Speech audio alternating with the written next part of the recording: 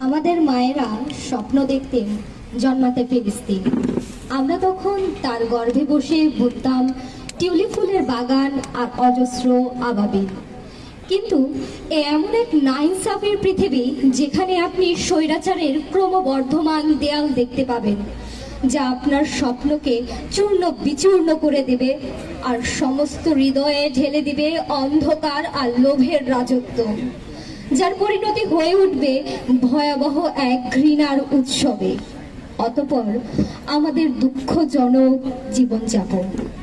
মূলত প্রত্যেকটা মৃত্যু উপত্যকাই আমাদের দেশ, যেখানে আমরা জন্মাই মজলুম হয়ে। যদি বলা হয় আগামীকাল পৃথিবী ধ্বংস হয়ে যাবে, তবুও আজ থেমে থাকবে না আমাদের মৃত্যু ক্ষুধা। হত্যা চলবে, রক্ত ঝরবে, কারণ আমাদের হৃদয়েই বইছে চেঙ্গিস খানের রক্ত। আর পৃথিবী তো জালিমদের জন্য সেই উপাসনালয়, যেখানে মজলুমের রক্ত দিয়ে ক্ষমতার উপাসনা করা হয়। বন্ধুগণ, যুদ্ধ সবসময় চলমান। এই ধরুন প্রেম, পারমাণবিক অথবা মনস্তাত্ত্বিক, দুটোই কিন্তু প্রেম। ফ্যাসিবাদও বলা যেতে পারে। দখল কিংবা আজীবন থেকে যাওয়ার একটা প্রসেস। প্রতিটি চাওয়ার ভিতর দিয়েই আমরা মূলত শান্তিটা খুঁজি, কিন্তু যুদ্ধটাই বেছে নিই। ফিলিস্তিনের দিকে তাকান, শিশুদের রক্ত যেন রেড ওয়াইন।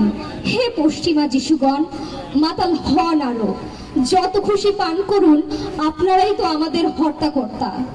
আদরে আদরে ঠোঁটে তুলে নিন, আদরে আদরে ঠোঁটে তুলে নিন পারমাণবিক চুমু। সদ্য প্রসব হওয়া শিশুর বুক চিরে বের করে আনুন একখণ্ড জেরুজালেম, যেন আমার প্রেমিকার স্তন কিংবা তার বুকের মতন ধুপধুপ করছে ফিলিস্তিনের উর্বর জমি, পুঁতে ফেলা মানুষের খুনে। স্বাধীনতার লোভে আজও তাই আমার মা প্রসব করে চলেছেন বেদনা। ধন্যবাদ।